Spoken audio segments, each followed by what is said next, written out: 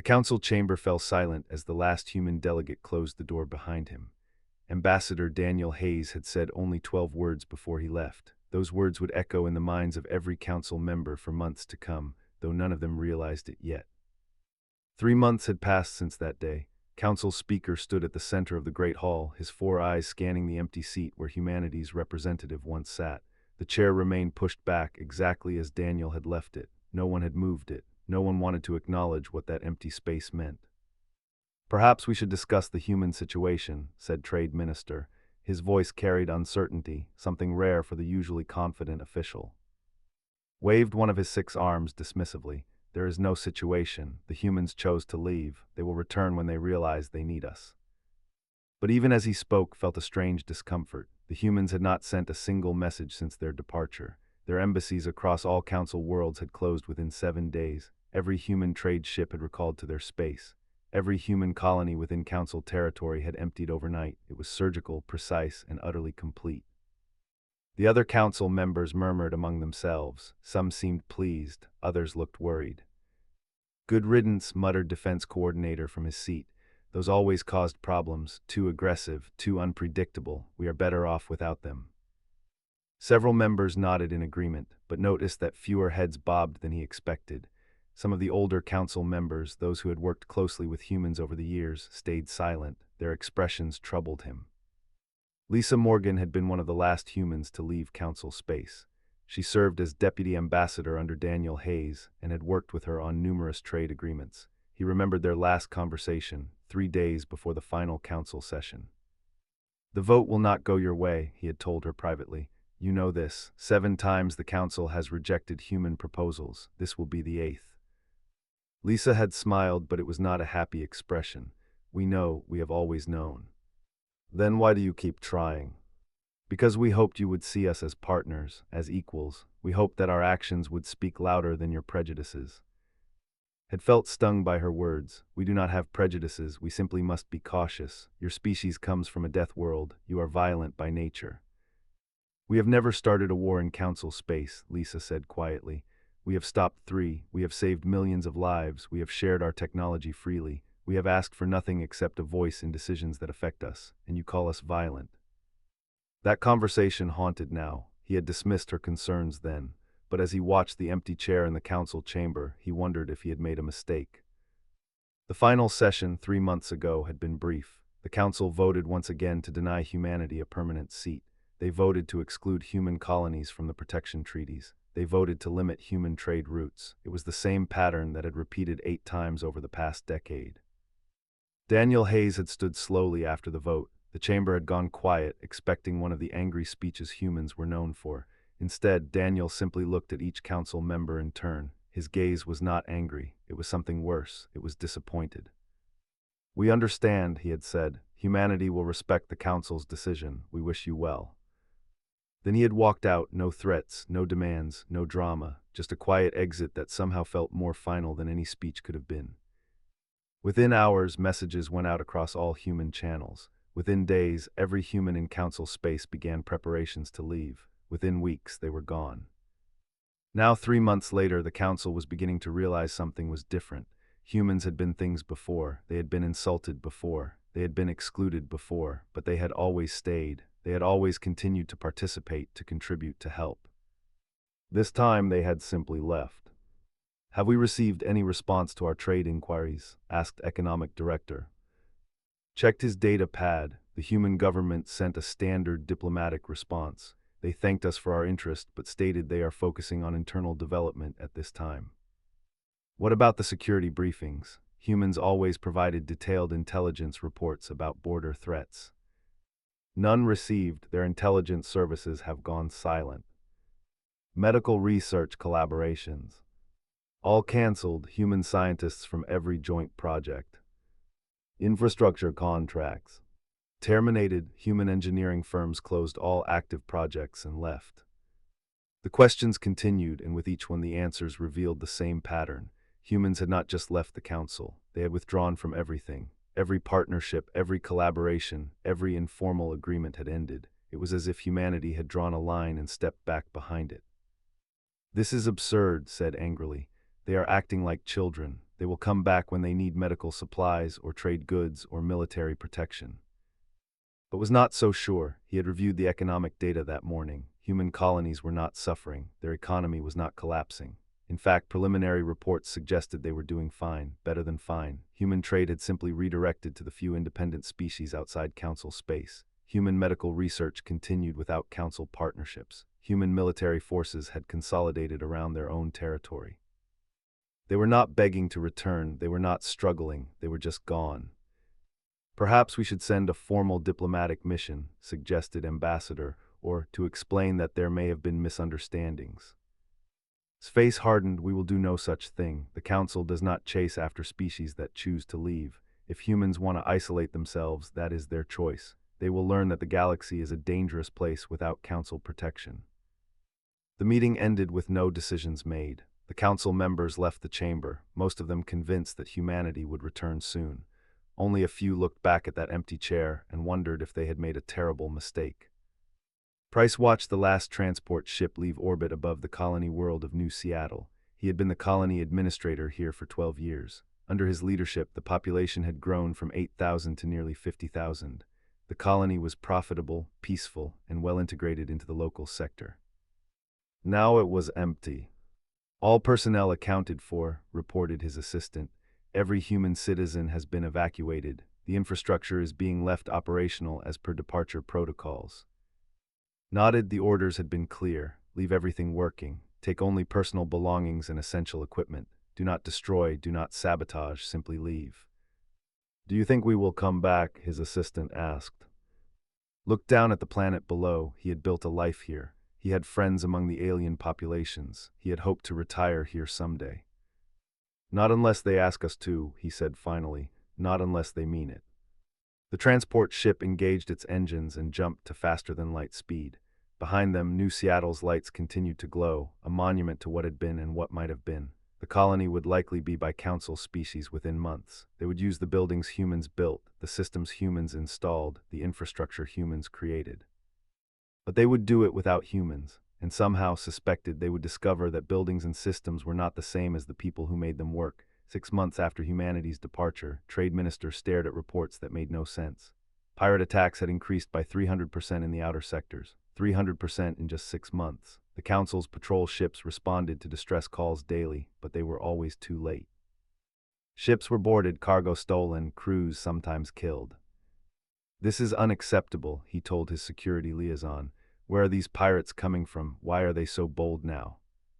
The security officer, a young named Calzeth, looked uncomfortable. Sir, they were always there. The pirate clans have operated in these regions for decades.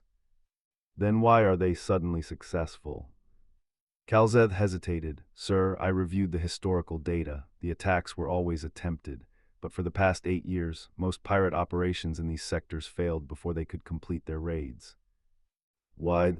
Human merchant vessels, sir. They traveled these routes regularly. Our records show that pirates avoided confrontation with human ships. When humans were present in a sector, pirate activity dropped significantly. Felt cold. Are you telling me that human traders were protecting our shipping lanes? Not intentionally, sir, but yes, the pirates feared them. Human ships were armed and their crews were trained. Several pirate clans tried to raid human vessels in the early days. Those clans no longer exist. The reports continued to pile up. Each one revealed another problem, another crack in the foundation of Council society. Laura had been a human merchant captain. She ran a trade ship called the Morning Star, hauling cargo between Council worlds for 15 years, had met her twice at trade conferences. She was professional, efficient, and friendly. Her ship always arrived on time, her cargo always intact. He remembered asking her once why she carried such heavy weapons on a simple cargo ship. Because space is dangerous, she had said with a smile, and because my cargo needs to arrive safely. But Council security patrols these routes. They do their best, but space is big, and patrol ships cannot be everywhere. Sometimes you need to be ready to protect yourself. At the time, had thought it was typical human paranoia. Now he understood. Laura and thousands of other human merchants had been an invisible security force, deterring pirates simply by existing. Now they were gone, and the pirates knew it. But the security problems were just the beginning. On the agricultural world of Prime, crops were failing.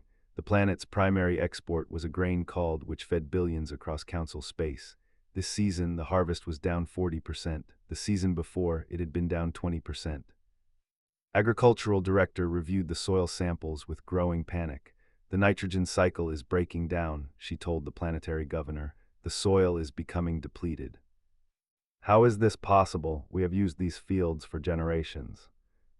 Because we always had human agronomists advising us, pulled up old reports. Look at this. 8 years ago, a human scientist named Anderson visited Prime. She recommended crop rotation schedules, specific fertilizer applications, and soil treatment protocols. We implemented her suggestions, and our yields increased 30%. So we follow her protocols now. We have been, but the protocols were designed for our old production levels. When we expanded production 3 years ago, we needed updated recommendations. Sent new guidelines, we implemented them. When we expanded again last year, we requested updated protocols. And was no longer with the Council Agricultural Program. She had returned to human space. We tried to contact her through official channels, but received no response. We attempted to apply the old protocols to the new production levels. It is not working. The same pattern repeated across dozens of worlds. Human experts had been everywhere, providing advice, solving problems, sharing knowledge. The Council had accepted that help without question, assuming it would always be available. Now it was not, and systems were failing. Medical director faced an even more immediate crisis. A plague had broken out on 3 Council worlds. The disease was not deadly, but it was highly contagious and caused severe illness. Millions were sick, hospitals overflowed. We need 4, told his staff. It is the only treatment that works effectively against this particular pathogen. His chief assistant checked the inventory systems. Sir, we have no 4 in stock. Our supplies ran out 2 months ago. Then order more from the manufacturers. Sir, the primary manufacturer of 4 was MedTech Industries, a human company. They stopped supplying Council markets 6 months ago when all human trade agreements were terminated. Felt sick, there must be other suppliers. There are 2 other companies that produce similar compounds, but their products are less effective and cost 4 times as much. Also, current demand across Council space exceeds their production capacity by a factor of 6. We would need to place orders now and wait 8 months for delivery. 8 months, people are dying now. His assistant said nothing. There was nothing to say. The infrastructure problems were less visible but equally serious. On the industrial world of ore, power plants began experiencing cascading failures. The chief engineer spent 16-hour days trying to diagnose problems that should not exist. These systems were just upgraded 2 years ago, he said in frustration. They should run smoothly for decades. His deputy pulled up maintenance records. The upgrades were designed by a human engineering firm called Preston Technical Solutions. They installed new control systems, updated the power distribution networks, and trained our staff. So what is the problem? The systems are fine, but they require regular calibration and maintenance using specific procedures. Preston Technical provided those procedures and conducted quarterly maintenance reviews. We can follow the procedures ourselves. We have been trying, but the procedures reference technical specifications that assume knowledge we do not have. When problems arise that are not covered by the standard procedures, we have no way to solve them. Previously, we would contact Preston Technical. They would send a consultant within days. Now they do not respond to our messages. And looked at his deputy with growing horror. Are you telling me that our entire planetary power grid depends on knowledge we do not possess? Not just our planet, sir. Preston Technical worked on infrastructure projects across 40 Council worlds. They are all experiencing similar problems. Commander Richards had been a military advisor to the Council Defense Forces. For 10 years, he helped train Council officers, develop tactical doctrines, and improve defense strategies. He never thought of his work as critical. He was just doing his job, helping allies prepare for potential threats. Now he was back on Earth, reviewing reports from Council space with a sense of grim satisfaction mixed with concern. They are not doing well, said his colleague, Admiral Stephen. No, agreed, they adopted our tactical training, but they never understood the principles behind it. They memorized procedures without grasping the strategic thinking. Now when situations arise that do not fit their procedures, they fail. Should we offer assistance? Has the Council asked for it? No. Then no, we offered our help for years. We offered our partnership. They rejected it. Whatever happens now is their choice. But felt troubled. He had friends in the council military, good people who were now struggling because their leadership had been too proud to treat humanity as equals. Those people did not deserve to suffer for their leaders' mistakes. Back in the council chambers, finally convinced Speaker to review a comprehensive report on the human situation. The numbers were undeniable: trade efficiency down 18%, medical supplies short by 40%, infrastructure failures up 200%, agricultural production declining, military effectiveness decreasing, and most troubling of all, the rate of decline was accelerating. These are temporary adjustments, insisted. We are simply redistributing resources that humans once controlled. Once we establish new suppliers and systems, everything will stabilize. But noticed that the speaker's voice lacked conviction. He also noticed that several council members were now quietly asking if maybe, possibly, someone should reach out to humanity, not to apologize, of course, just to discuss potential areas of mutual benefit. The problem was that humanity was not answering. Every formal diplomatic message received the same response: humanity appreciates the council's interest but is currently focused on internal development. We wish you continued success. It was polite, it was professional, it was absolutely final. And as the first cracks in council society widened into genuine problems, a terrible realization began to dawn on the more perceptive members. Humanity had not been a burden that the council tolerated. They had been a foundation that the council had taken for granted. And now that foundation was gone, everything built upon it was beginning to crumble. 9 months after humanity's departure, the swarm crossed into council space.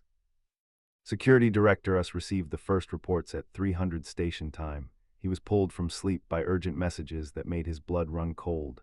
They had destroyed the border outpost at Sigma 7. 3,000 council citizens dead. The station had not even managed to send a distress signal before it was obliterated. By 600, 2 more outposts had gone silent. The swarm was not a government or a civilization in any traditional sense. They were a collective, a hive mind that consumed resources and expanded endlessly. They had been a known threat for over 30 years, contained beyond the outer borders by a combination of council defense networks and careful diplomacy.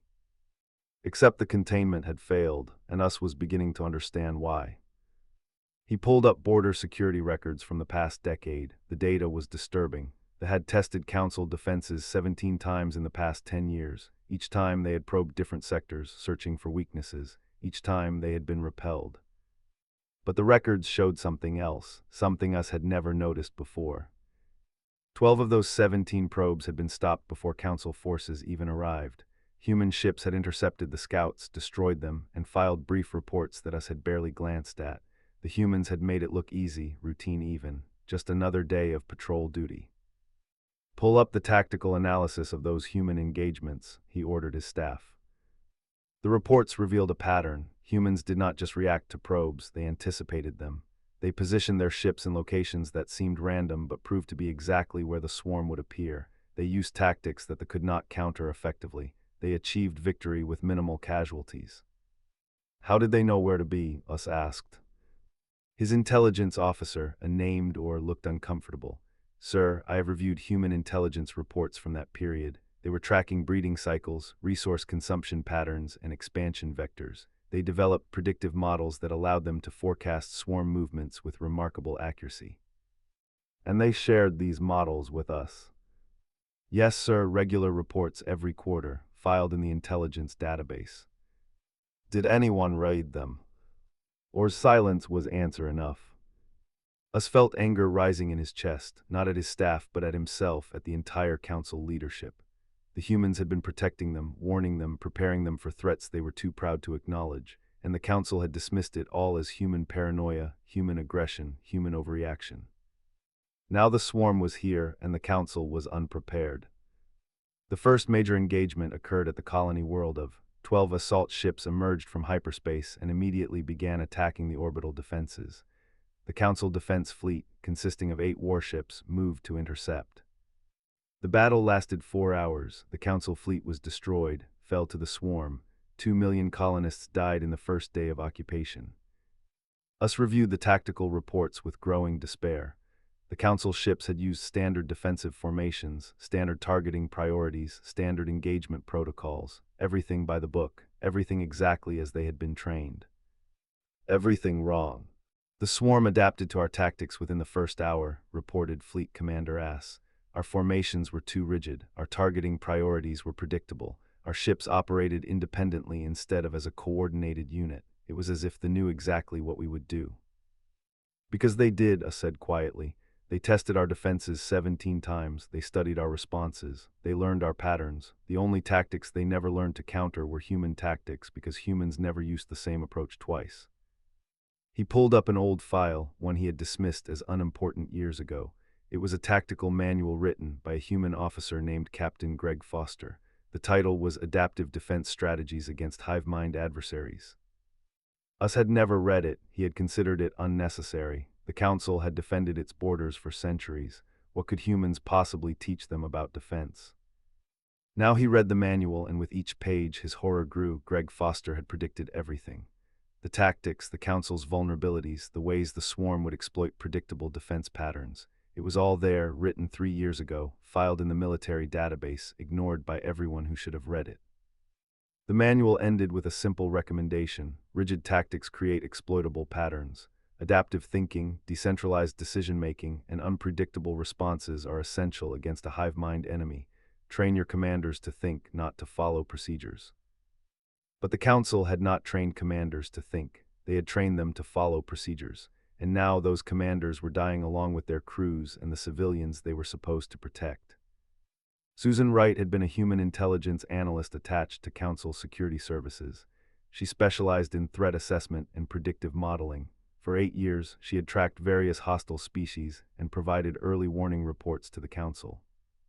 She was back on Earth now, working at the Human Intelligence Coordination Center. Her current assignment was monitoring Council space for potential humanitarian crises that might require human intervention. They have taken 3 systems, she reported to her supervisor.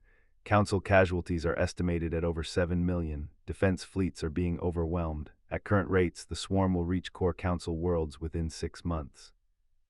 Can the Council stop them? Susan pulled up tactical projections. Not with their current strategies. They are using the same defensive doctrines I tried to reform when I was there. They are predictable, rigid, and ineffective against adaptive adversaries like the swarm. What would it take to stop the advance? A complete tactical reformation, decentralized command structures, adaptive response protocols, advanced intelligence networks, coordination between military and civilian resources. Basically, everything I recommended in my last 17 reports that the Council never implemented. Her supervisor sighed. Can they learn fast enough? Not without help. They adapt faster than the Council can train. Every battle teaches the swarm more about Council tactics. Every victory makes them more effective. It is a death spiral. And if we offered help? Susan looked at her superior with hard eyes. Has the Council asked for help? No. Then we do nothing. Our orders were clear when we left Council space. We respect their decision. We respect their sovereignty. If they want our assistance, they know how to contact us. Back in Council space, the catastrophe continued to unfold. The swarm took 2 more systems. Council fleets suffered defeat after defeat. Civilian casualties mounted into the tens of millions. But they were not the only threat emerging. Other hostile species, previously deterred by Council strength, began testing the borders. The Dominion launched raids into Council trade routes. The Collective occupied a disputed border system. Pirates grew bolder, attacking not just merchant ships but small colonies. The galaxy was learning that the Council was vulnerable, and predators always attack the weak. Us worked 20-hour days trying to coordinate defenses across dozens of threatened sectors. He implemented every reform he could think of. He promoted aggressive young commanders over cautious senior officers. He authorized experimental tactics. He redistributed forces to protect the most critical locations. But it was not enough. Every gain was offset by new losses. Every success was followed by a devastating failure. The Council military was like a fighter trying to learn boxing while being punched in the face. They improved, but not fast enough. In a desperate move, Us tried to contact Stone, a former human military advisor who had worked closely with Council forces. Had left 9 months ago with the rest of humanity, but he had trained several Council officers who still spoke highly of him. The message took 3 days to reach human space. The response came back within hours. It was a form letter, polite and professional. Commander Stone has received your message. He appreciates your contacting him, but is currently assigned to duties within human territorial space. He wishes you success in your endeavors.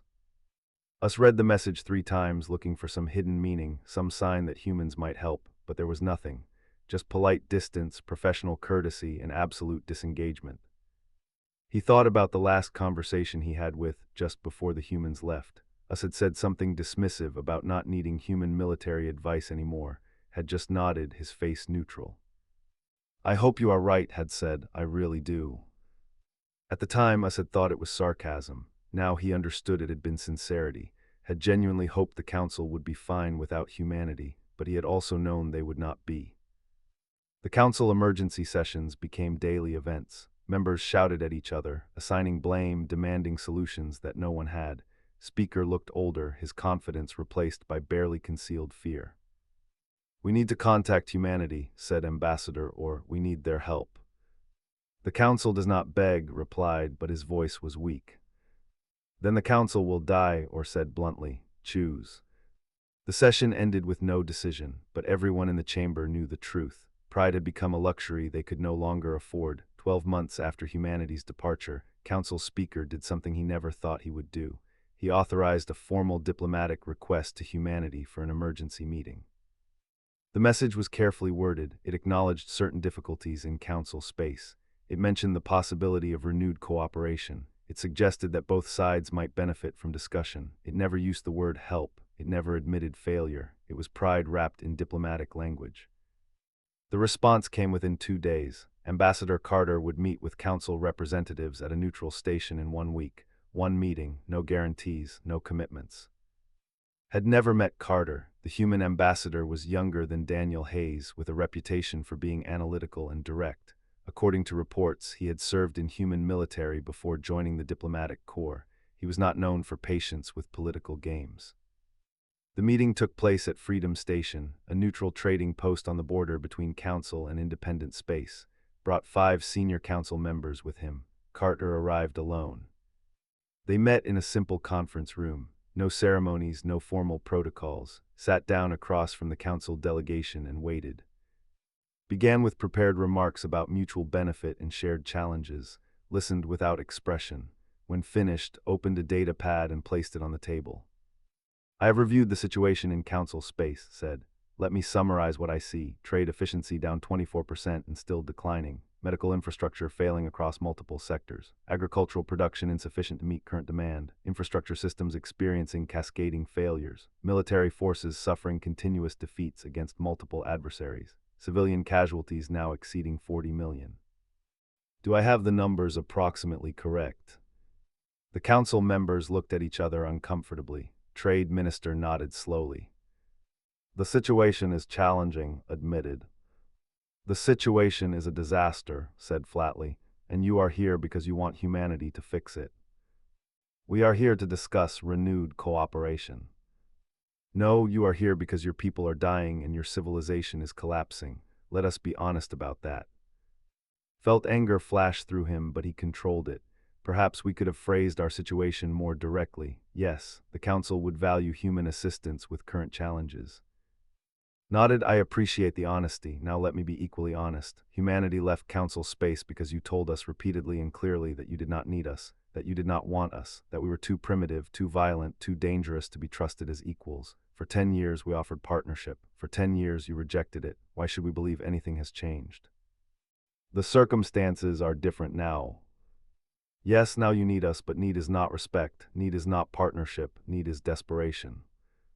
Spoke up, Ambassador Carter, if I may. I have worked with humans for many years. I know humanity values helping those in need. Is that not reason enough? Looked at for a long moment. You worked with Laura, did you not? She ran a merchant ship in your trade sectors. Yes, she was an excellent captain. She's still an excellent captain, but now she runs routes in independent space where her services are valued and respected. She is happy there. She has no desire to return to places where she was tolerated but not welcomed. Tapped his data pad, bringing up a new file. Let me show you something. This is a compilation of every council vote involving humanity over the past 10 years. Permanent council representation 8 times, excluded from protection treaties 6 times, restricted from resource allocation 7 times, blocked from technology sharing programs 4 times, accused of warmongering 12 times despite never initiating hostilities, accused of espionage 9 times despite no evidence, accused of cultural contamination 14 times despite respecting all cultural protocols. He looked up at the council members. That is the record, that is what humanity faced: constant suspicion, constant rejection, constant disrespect, and through it all we stayed, we helped, we protected, we shared, not because you asked, not because you appreciated it, but because we believed in cooperation. We believed that eventually you would see us as partners. And now, now we know better, you did not see us as partners, you saw us as useful tools, and when you decided you did not need those tools anymore, you discarded them. Except you discovered that those tools were actually foundations, and without foundations, everything collapses.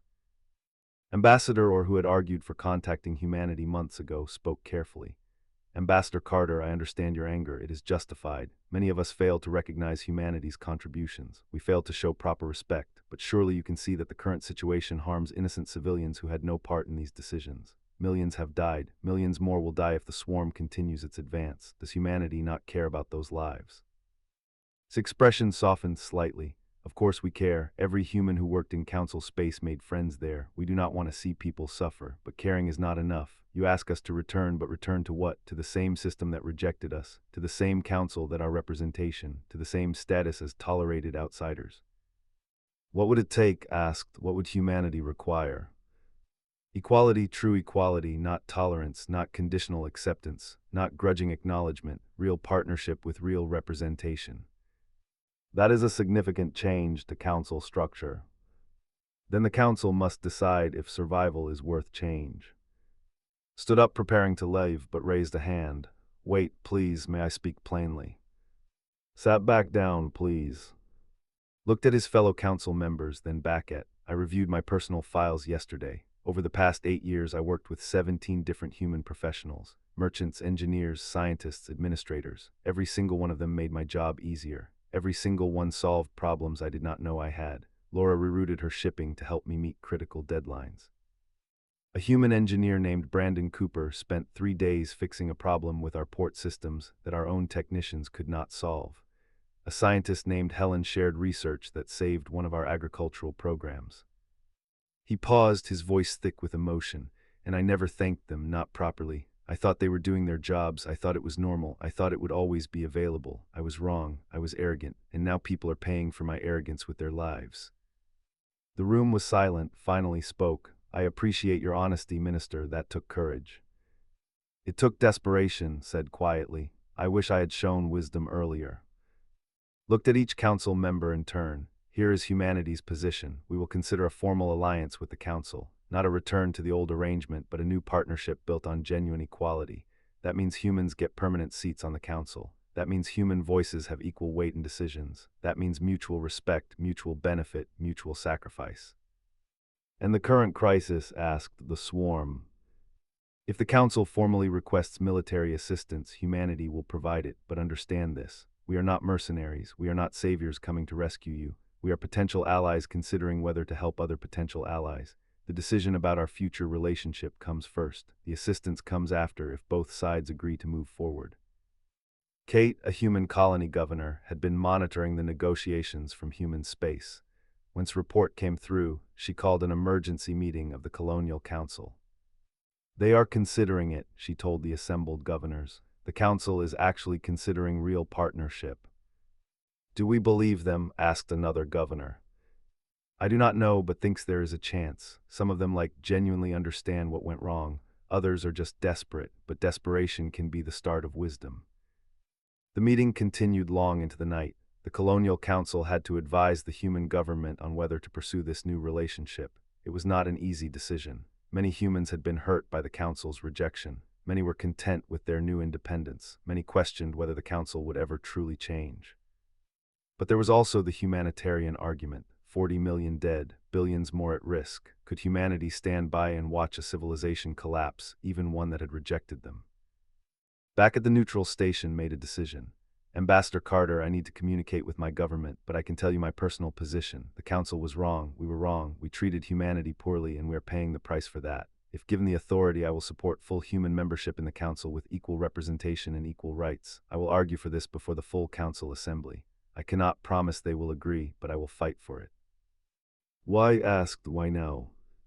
Because the alternative is watching my civilization die. Because I finally understand that humanity was never the threat. Our own pride was the threat. And because, if I am being completely honest, I am tired of being wrong. Stood and extended his hand. Then let us see if we can make this work. They shook hands. It was a small gesture, but it felt significant. It was not an agreement. It was not a treaty. It was just two people choosing to try. The meeting ended with a promise to continue negotiations, would return with the Council's formal proposal within 2 weeks. Until then, humanity would maintain its position, watching, waiting, ready to help, but only if the terms were right. As left the station, he sent a message back to Earth. There is a chance here, a real chance, but it will require the Council to change in ways they have never changed before. We will see if survival is a strong enough motivation. 18 months after humanity's departure, Ambassador Daniel Hayes returned to Council space. The man who had walked out of the Council chamber with quiet dignity now walked back in with purpose. Behind him came a delegation of 20 human representatives, including military officers, trade officials, scientists, and colony administrators. The negotiations took place on Gateway Station, a massive orbital facility built specifically for this purpose. Half Council architecture, half human design, a symbol of the partnership both sides hoped to create. Daniel looked across the conference table at Speaker. The alien leader looked older, worn down by months of crisis, but his eyes showed determination. Before we begin formal negotiations, Daniel said, I want to understand something. The Council spent years telling us we were not needed. What changed? Did not hesitate. We learned the difference between thinking we did not need you and discovering we could not function without you. It was a painful lesson.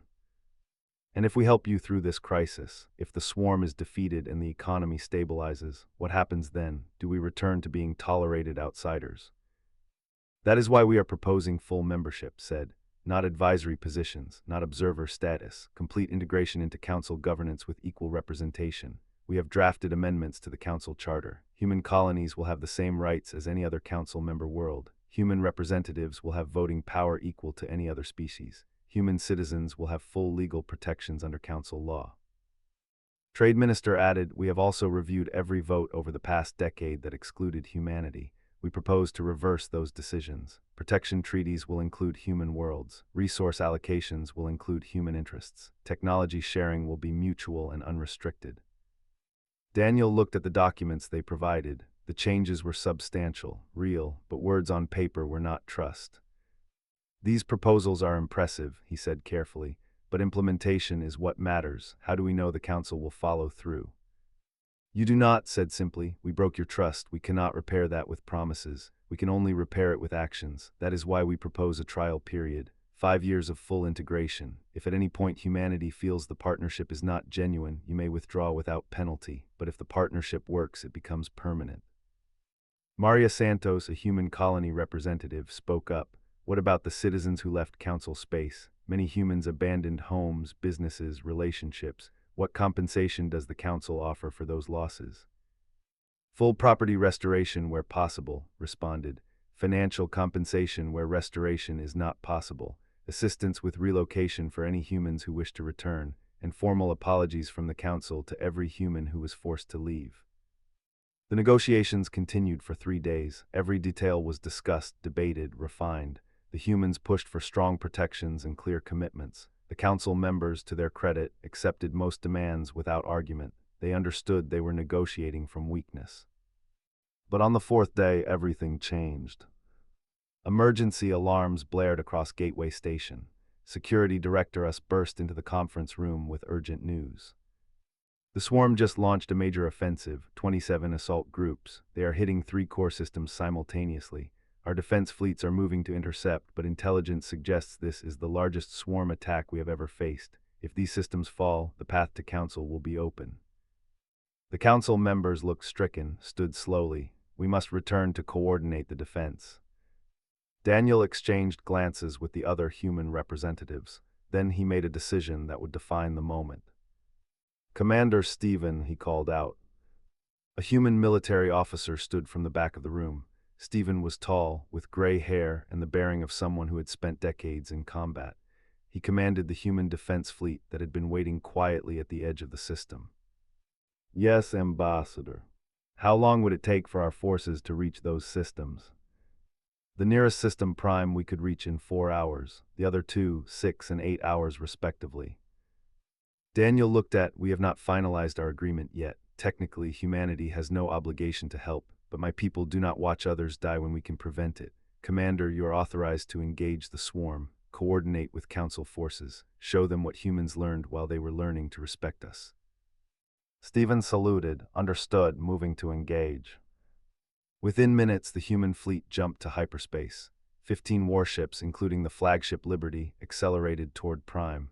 They had been waiting for orders, prepared for this possibility, hoping they would not be needed but ready when they were. The battle for Prime was already when the human fleet arrived. 6 Council warships fought desperately against 12 swarm assault ships. The Council forces were losing, their formations broken, their ships taking heavy damage. Stephen assessed the situation in seconds. All ships implement formation Delta 3, target priority on swarm command vessels, use adaptive firing patterns, and remember your training. These things are predictable if you know how to read them. The human ships moved like a school of fish, coordinated but fluid. They did not maintain rigid formations. They adapted constantly, each ship responding to immediate tactical needs while remaining part of the larger strategy. The swarm had never fought humans before. Their tactics, designed to exploit predictable opponents, failed against an enemy that refused to be predictable. Human weapons fired from unexpected angles. Human ships appeared where the swarm did not anticipate them. Human tactics shifted faster than the hive mind could adapt. Within 2 hours, the swarm assault group at Prime was destroyed. Human casualties were minimal. Council forces, following human coordination, achieved their first clear victory against the swarm. At the other 2 systems, the story repeated. Human fleets arrived, coordinated with Council forces, and dismantled the swarm attacks with a precision that seemed impossible to the Council officers who had been fighting losing battles for months. Back on Gateway Station, the Council delegation watched battle reports with amazement and relief, looked at Daniel with something like awe. You sent your forces to help us before we finalized the agreement, before you had any guarantee we would honor our commitments. Why? Daniel smiled slightly, because that is what partners do. They help each other, not because of contracts, not because of obligations, but because it is right. When Stephen returned to Gateway Station 3 days later, he brought more than victory reports. He brought recommendations, tactical assessments, and a detailed analysis of the swarm's capabilities. They are adaptable, Stephen told the combined human and Council military command, but adaptation takes time. If we maintain tactical flexibility and share intelligence effectively, we can contain the swarm, but it will require genuine cooperation. Council forces need to learn to think, not just follow procedures, and human forces need to learn to work within Council communication protocols. Neither side can do this alone. The military cooperation became a template for the broader partnership. Over the following weeks, human and Council personnel worked together to address every crisis. Human doctors worked in Council hospitals, treating plague victims with adapted medicines. Human engineers repaired failing infrastructure while training Council technicians. Human agronomists helped restore agricultural systems while learning about alien crop biology. The partnership was not smooth. There were misunderstandings, cultural clashes, moments of frustration on both sides, but there was also progress, real progress, the kind that comes when people choose to work together despite their differences. 6 months later, the formal treaty was signed. The Terran Council Accord established humanity as full members of galactic civilization. The ceremony was broadcast across all Council worlds and every human colony. Daniel Hayes and Speaker signed the document together. When it was done, spoke publicly for the first time about the lessons learned. For too long, we saw humanity as outsiders, as primitives from a dangerous world, as people to be controlled or contained. We were wrong. Humanity taught us something essential. They taught us through their absence, not their presence. They showed us what we were losing by not valuing what we had. He paused, his voice carrying emotion. They could have demanded terms, they could have let us suffer, they could have extracted concessions from our weakness. Instead, they helped us because it was right. That is the kind of partner we should have recognized years ago. That is the kind of partner we are honored to have now. Daniel's speech was simpler. We did not leave to punish anyone. We left to remind everyone, including ourselves, that respect is earned, not demanded.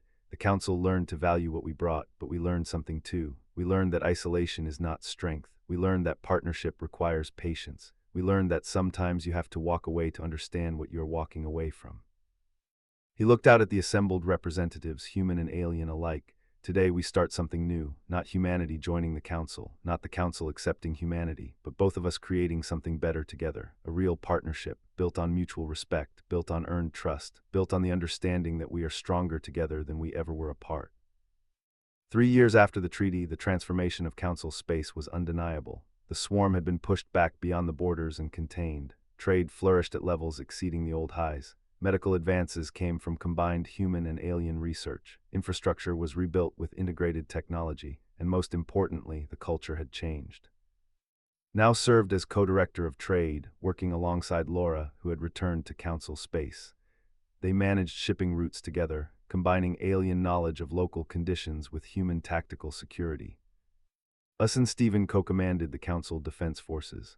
The military combined the Council's deep understanding of galactic threats with humanity's adaptive tactical thinking. They had not fought a major battle in 2 years. Potential adversaries decided that testing the combined forces was not worth the risk. Kate governed a restored colony on New Seattle, which had been re-established with both human and alien residents. It was one of 12 mixed-species colonies that served as symbols of the new partnership. And Daniel Hayes served as one of 3 co-speakers of the council, sharing leadership duties with a representative. The council had transformed from a single leader structure to a collaborative one. It was slower, more complex, but also more balanced. Daniel stood on an observation deck, looking out at the ships moving through council space. Human vessels and council vessels, working together, protecting together, building together. Carter joined him. The younger ambassador had been instrumental in negotiating the treaty details and now served as deputy speaker. "Do you think it will last?" asked. Daniel considered the question. "Nothing lasts forever, but we built something real here. We built it on honesty, on mutual need, on genuine respect. That is a better foundation than most partnerships have." They almost lost everything before they learned. Some lessons can only be learned the hard way. The council learned what happens when you take people for granted. We learned what happens when you walk away. Both lessons had costs, but maybe the costs were necessary. Nodded, the new generation won't remember the old days. They'll grow up with this partnership as normal. That is the hope, Daniel said, that someday no one will remember when humans were outsiders. They will just remember that we all chose to work together, that when we had the chance to hold grudges, we chose to build something better instead. Below them, a council patrol ship and a human frigate moved into formation together, beginning their joint patrol of the outer sectors. They moved with practiced coordination, 2 different designs working in perfect synchronization, not because they were the same, but because they had learned to value what made them different. Humanity had departed silently, and the council had trembled at what followed, but from that trembling came understanding, and from understanding came something neither side expected, not just peace, not just cooperation, but genuine partnership built on the ruins of pride and the foundations of earned respect. It was not the ending anyone had predicted, but it was the ending both sides deserved.